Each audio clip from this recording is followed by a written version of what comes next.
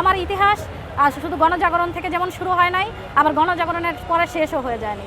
আমি 2009 সাল থেকে অব্যাহতভাবে বাংলাদেশের রাজপথেই আছি।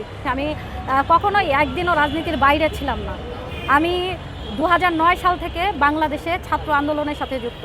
জগন্নাথ বিশ্ববিদ্যালয়ে একের পর এক ছাত্র আন্দোলন আমরা করেছি। সেই সময় ক্ষমতাসীন ছাত্রলীগের বিরুদ্ধে আমাকে বিশ্ববিদ্যালয় ক্যাম্পাস থেকে আমাকে বহিষ্কার করার নোটিশ পর্যন্ত দিয়েছিল, আমি সহ আমাদের যারা আন্দোলনের যারা ছিলেন। সুতরাং আমার ইতিহাস শুধু গণজাগরণ থেকে যেমন শুরু হয় নাই, আবার গণজাগরণের পরে শেষও হয়ে যায়নি। আমি 2009 সাল থেকে অব্যাহতভাবে বাংলাদেশের রাজপথেই আছি। একসময় ক্যাম্পাসের আন্দোলন সংগ্রামে ছিলাম, গণজাগরণে যেমন লড়াই করেছি, তার পরবর্তী সময়কালে আমি বাংলাদেশ ছাত্র ইউনিয়নের সাধারণ সম্পাদকের দায়িত্ব পালন করেছি, সভাপতির দায়িত্ব পালন করেছি। এর পরবর্তী সময়কালে আমি বাংলাদেশ কৃষক সমিতির দায়িত্ব পালন করতে গিয়ে সারা বাংলাদেশের গ্রাম অঞ্চলে ঘুরে বেরিয়েছি।